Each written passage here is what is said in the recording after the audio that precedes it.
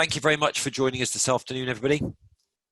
Great to see so many people who are joining us from last week and that sort of thing. I'm just trying to get my video, seems to have gone back down there. We go. Really just want to say it's great to have, nearly 100 people on this call. Sorry, my video seems to be slightly messing me around. Right. So great to have everyone back. Thank you very much for joining us. Sorry we started a bit late, but some late arrivals. For those of you that are new on this today, a quick introduction. My name is Roland. I'm Managing Director of MRK Associates. We are a international revenue management recruitment business. We've worked heavily across the UK, Europe, Africa's Middle East, Far East. Haven't done too much in Australasia and Africa, but hopefully we will, particularly Africa as that continent seems to really be developing in the hotel world particularly. My background is that I've done for about 6 years a lot of recruitment in revenue management, working with single properties, different industries, large global corporates, filling positions at all levels across revenue management. So hopefully I've got a pretty good understanding of how people have developed their careers and how to help you in that field. Today is about understanding what you enjoy about your job and why. And really also understanding what the success means in your role. And success is different for every individual. So this isn't about having to become the next director of revenue management. This, for some people, is about understanding where you want to get to and understanding how to still drive that success and drive your enjoyment and not get bored. This is slightly more complex than people give it credit for. And I will be splitting this into a couple of different topics, particularly to have a look at. There's a sort of long-term and short-term element to job enjoyment, and we'll be breaking that down. The idea of this, as always, with people of different levels. We've got some people from reservations, and we've got revenue analysts, revenue managers, head ofs, and everything in between. So what I'm going to do throughout this series is try and get you thinking about your situation. Almost getting you to put your situation into some of the theory and some of the detail I give you, and get you to assess what's important, what's not, and what you can influence and what you can affect. So I've used one of the areas, just in case people are interested in research and reading up on things. There is a not-for-profit organisation in the UK called 80,000 Hours. And they were set up by a couple of graduates who were looking at skill shortages across the world. And their business, what they do is they research skill issues and then they advise on those around the world. So 80,000 Hours is a business that I've actually used quite a lot to research this. And they tend to use all the research projects that have gone on and collate them to effectively come up with an ultimate analysis of whatever topic it is they're looking at. They're a good organisation to look at for things around work satisfaction and work issues. So the way we're going to break this down is looking at job satisfaction, which is sort of the longer term element of this, and job enjoyment. And the easiest way to split the difference here and what the differences are is job satisfaction is what keeps you in the role for a couple of years, 2, 3 years, 4 years. It's about what leaves you feeling valued and fulfilled and engaged. And engagement is something that I'll talk about quite a lot over this next few minutes, and hopefully will give you a pretty good idea on the different elements that help you engage into a company, into a job. Enjoyment is much more short term. You can do duties that actually satisfy you over a long period of time, but you can have a bad day. Your boss saying something to you, a project you're doing that actually just bores you, is not enjoyable, but actually long term, it's not going to mean you're going to end up leaving your job over it. So we're going to get you to understand the differences between those two things. So to start with, as I always do, we have a little poll for you. So this is to get you engaged in this conversation. So how engaged do you feel in your current job? And last time I asked how much you enjoyed it, but this time is how engaged do you feel? So in other words, how much do you feel fulfilled, satisfied long term happy in, you know, in the role that you're doing? How engaged in the company are you, for instance?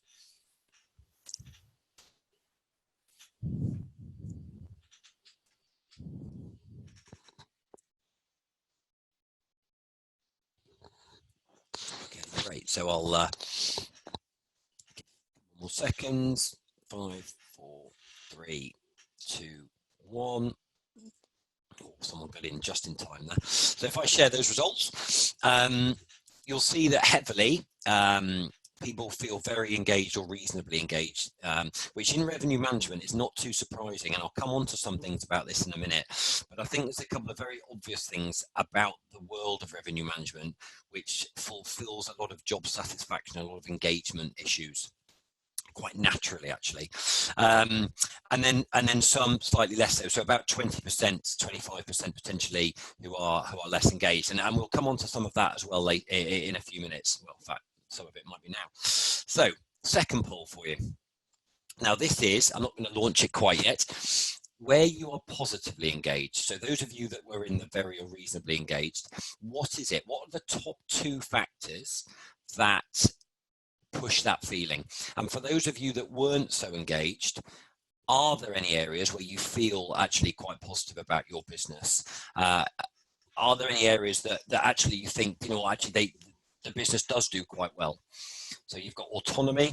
This is how in your job. So autonomy in your job, you get given clear duties, positive feedback is given to you, your job's varied, your job contributes to the company's direction, the company's mission, pays well, or personal development. Choose 2 of them.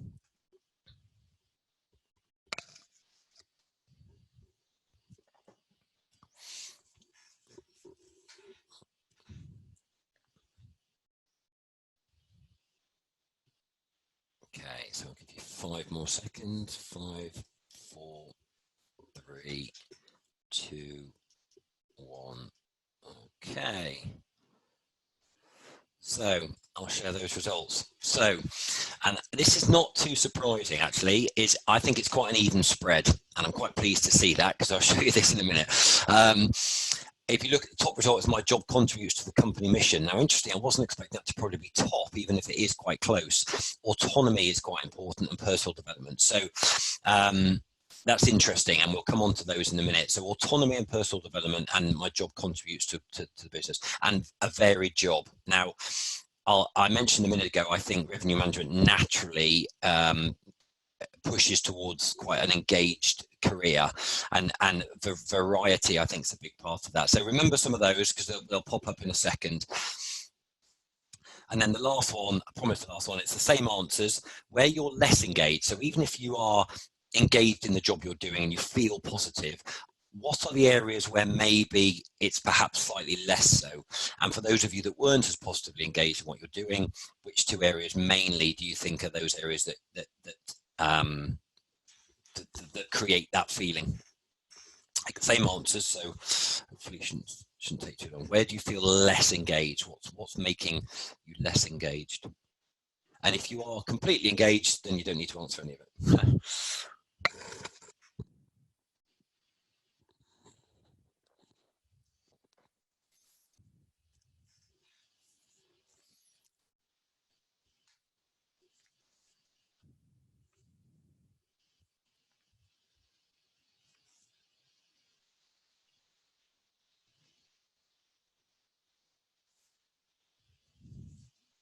Okay, so I'll give you 5 more seconds. 5, 4, 3, 2, 1. Share those results. Right. So interesting. Everybody feels the job contributes to the company mission and direction. That's interesting. Very few say it's about the variety of the job. And again, I think that's natural for revenue management. It's a varied position. So really it comes down to lack of personal development. Pay can be a bit of an issue, autonomy an issue. So again, quite an even spread on a number of things, but I think a couple of obvious: variety and the job contributes to company mission seems to be that's where revenue management sticks out as being very, very good. So we'll come on to these and we'll look at these in a little bit more detail. So they're interesting. Right, so couple of things I want to get you to think about as we go through this is the first, figure one, the Yerkes-Dodson curve, is actually around a difficult task, but can be compared to almost anything we do, any project, any duty. And what this is it's really explaining how there is an optimum level of interest and engagement that you have that drives optimum performance. So with very little engagement, with very little interest, your performance isn't very good, fairly obvious. You're not engaged, you don't want to do it. But then at the opposite end of the scale is if there is too much excitement, really, what can happen is actually that because you're so excited about something, you can get a bit anxious that you're not going to do it as well, as well as you should. And that becomes a problem. So there's actually an optimum level of interest and engagement, which creates peak performance.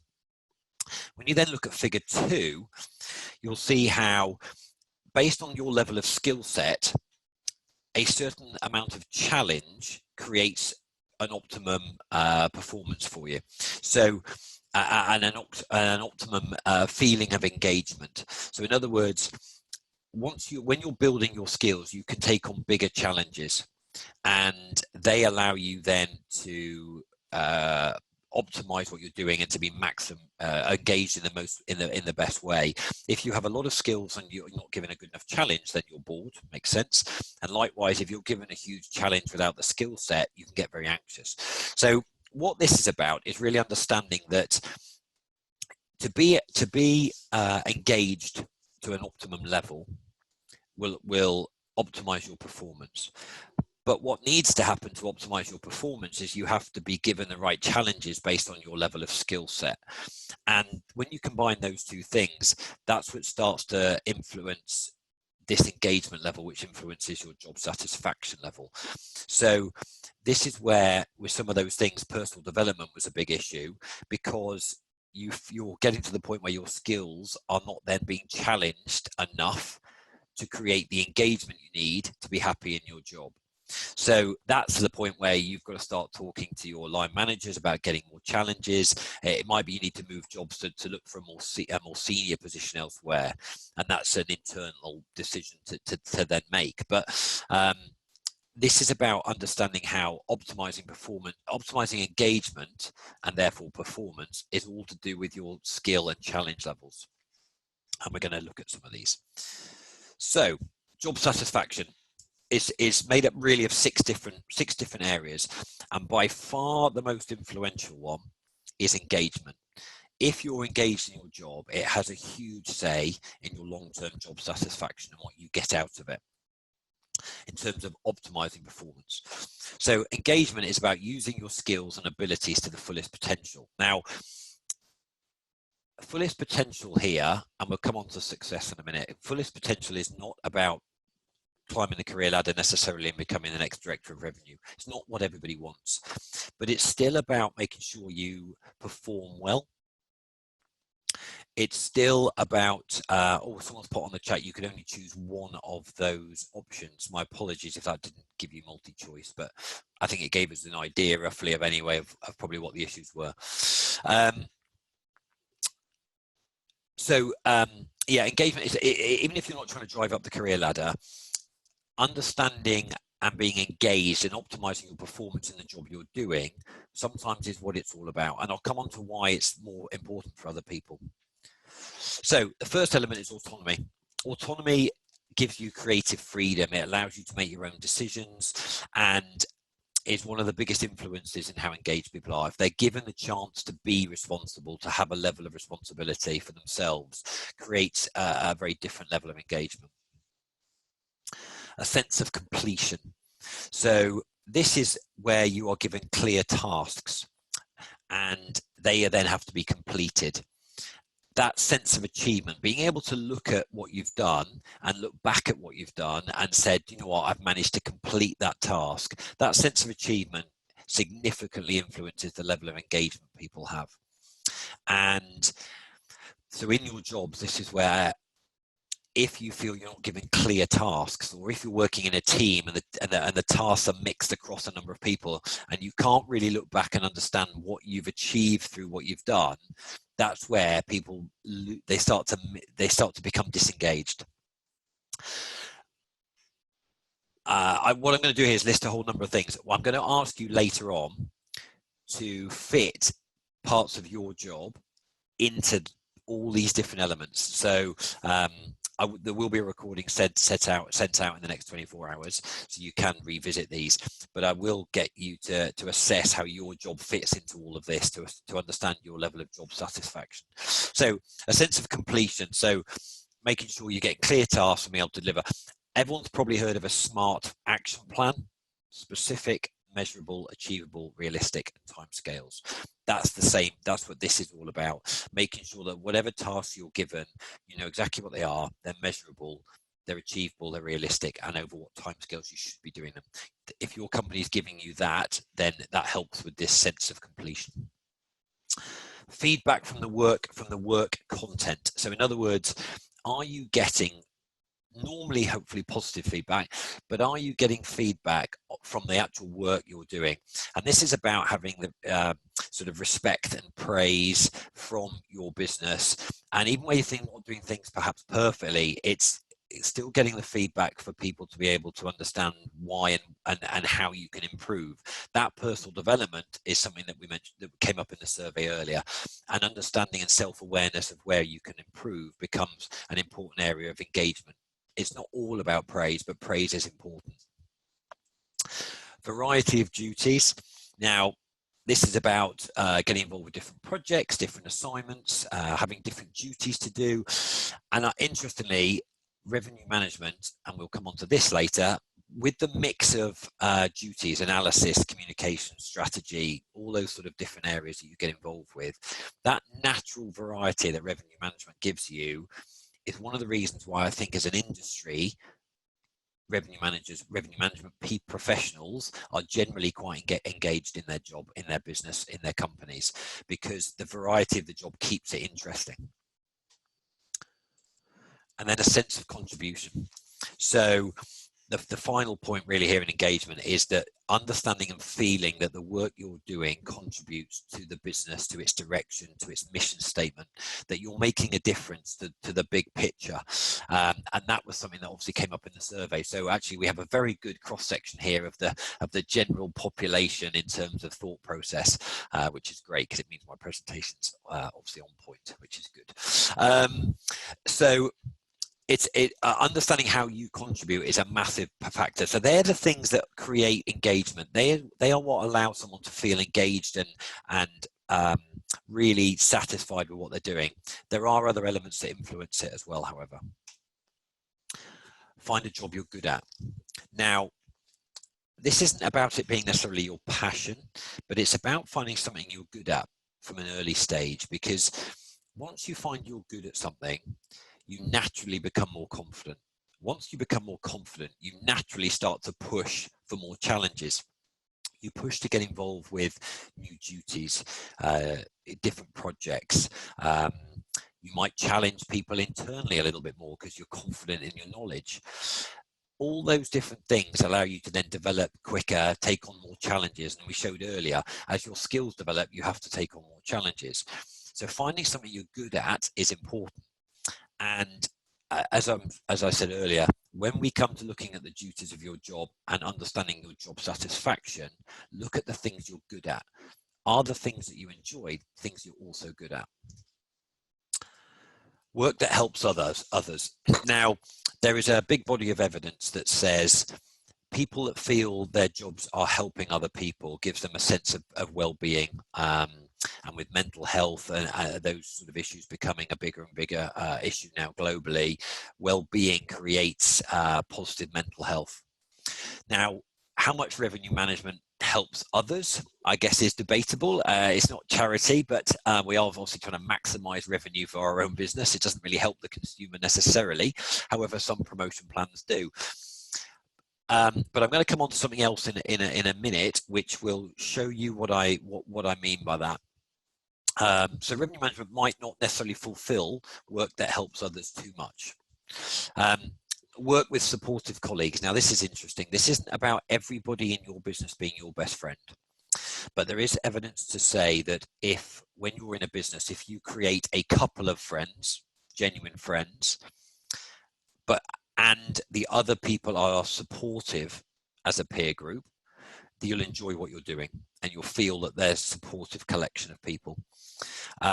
However, in terms of feedback and development, actually having someone disagreeable that you work with, as long as they are still supportive of you, but they can be disagreeable. They don't have to be your best friend.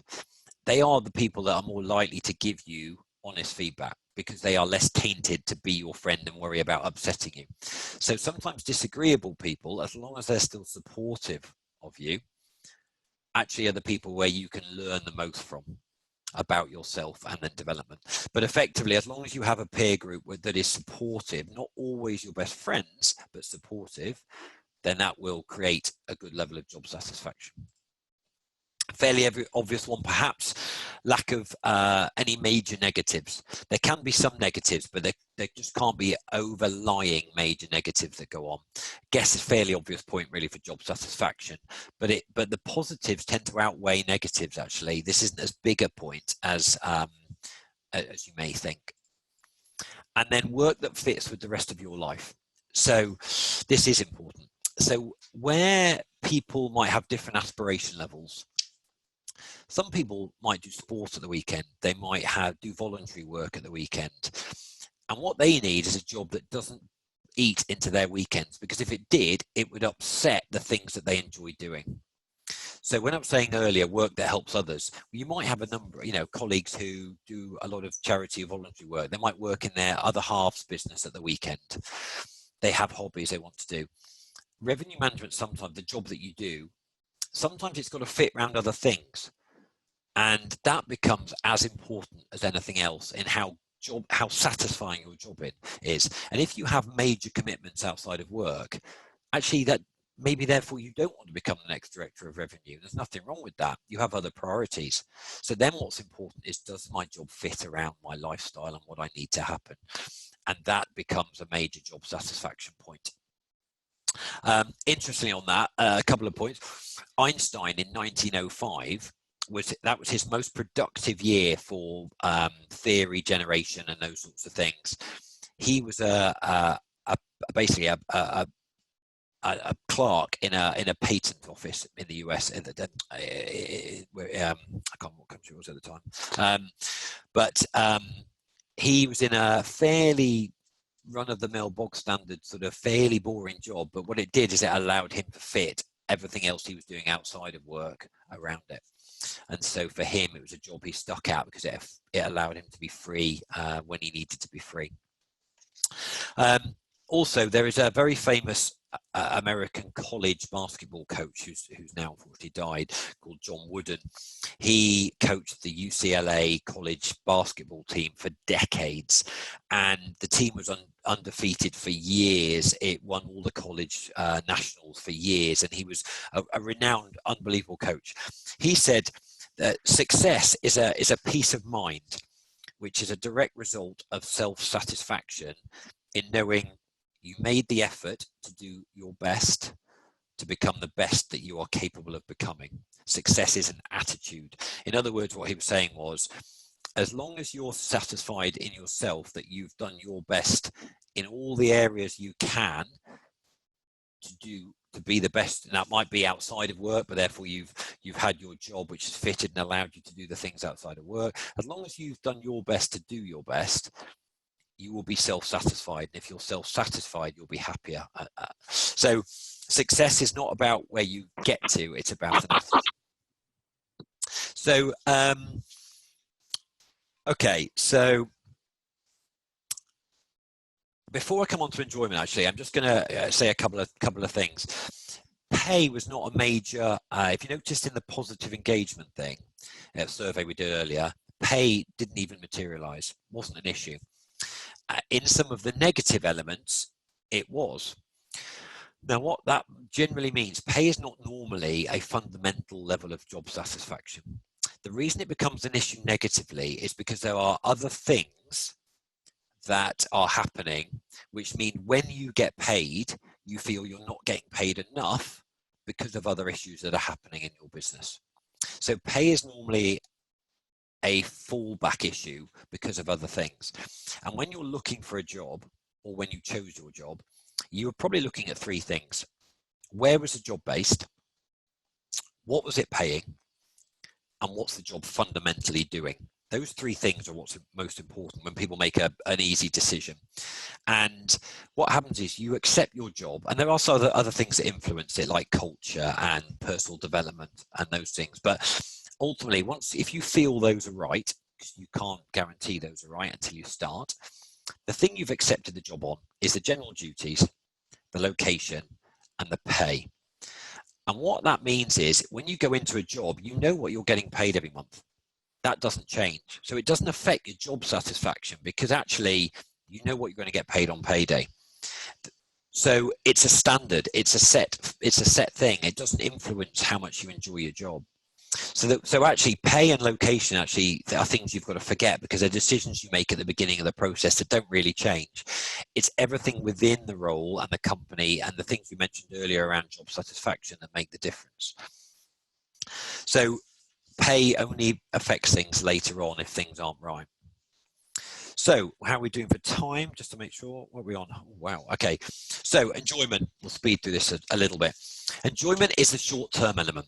And what I'm going to do here is put into buckets the types of topics that within revenue management you get involved with.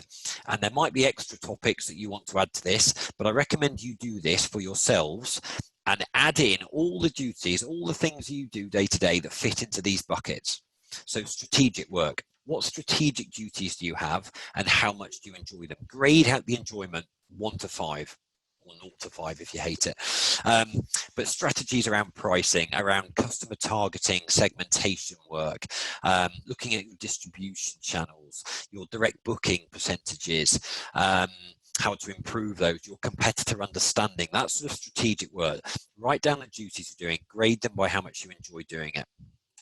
Do the same for the analysis work you do. So that's evaluating, identifying trends, customer mix, customer spend, length of stay, all the analysis work, business performance, customer analysis, performance of your contracted rates with OTAs.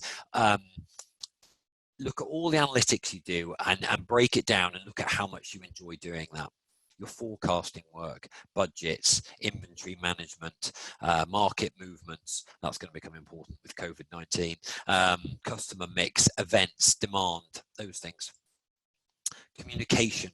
So the work you do internally with general managers, with sales and marketing, with operations, particularly I think with your RMS systems are not going to necessarily be that much help, I think, over the next few months, because the data they have in them is not going to be relevant for what the new normal is going to be. So revenue managers are going to have to do manual pricing and manual decisions, I think, over the next 6-9 months, maybe 12 months. So looking at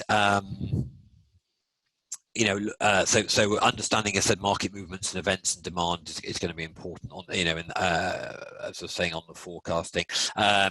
Working with operations, getting them to input data correctly will be a big thing now, because you need the RMS system to have new data to make decisions from, as well as your relationships with the OTAs and those sorts of things. We've then got creativity. So what sort of creativity do you have in your job? Promotional plans to increase revenues, looking at improvements, recommendations, driving efficiencies, those sorts of things. And then systems work. What systems work do you get involved with?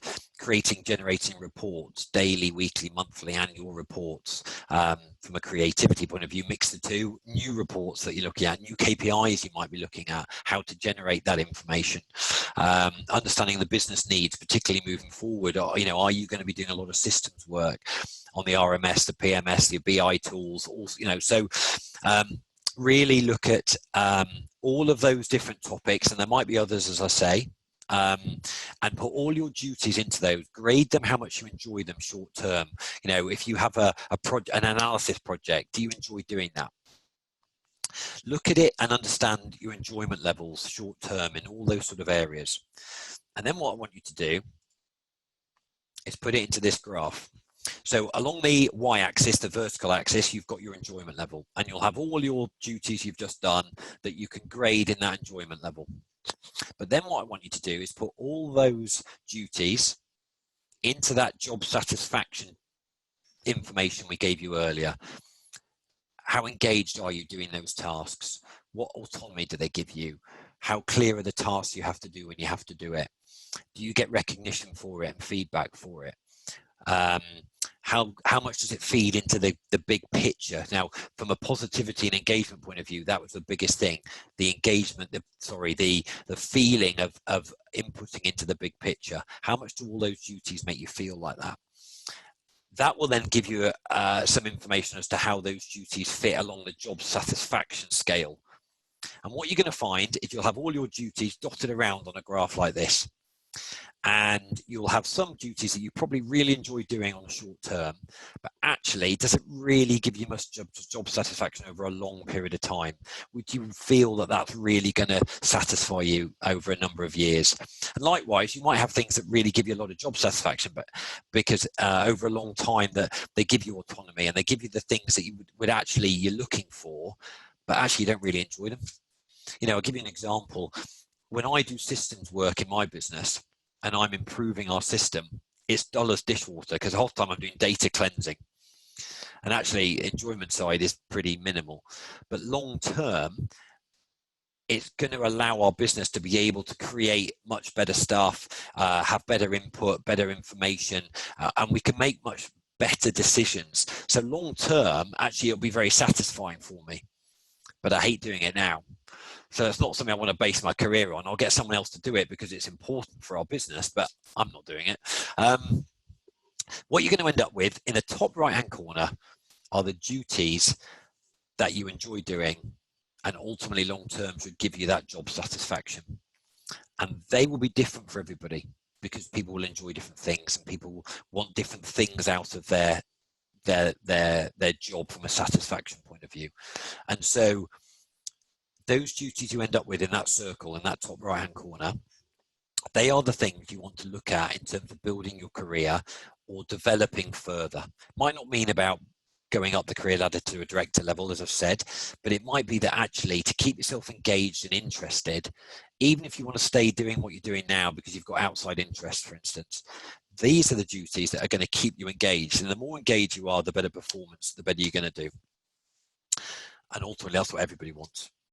So I would suggest have a look at that, have a think about those things and see whether those duties that end up in that top right hand corner are the things you could see you building your career with. And you do learn new skills and you do develop in new areas. So there might be new X's that appear in that in the future, but those are the things you can build from to perhaps jump to your next job if you need to, be it internally or externally. But they're your building blocks from where to develop. So I hope that's helpful. I've probably gone on a little bit long, maybe. We started late. I'll blame the latecomers for that. But hopefully that gives you a bit of food for thought and it's a bit more detailed than simply thinking, what do I like doing in my job? So happy to take any questions. I can hang on afterwards and talk to anyone you wish. I can take any phone calls and emails afterwards. That's no problem at all. Or I can take questions now if anyone's got any.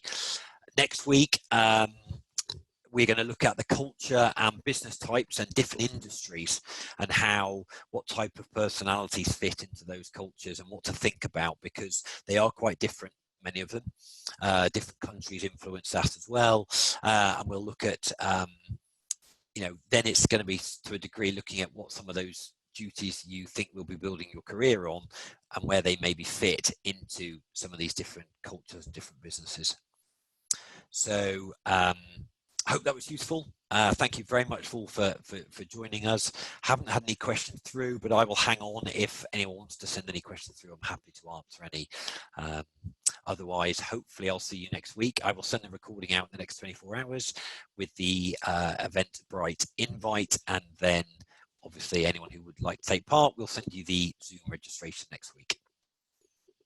Thank you very much.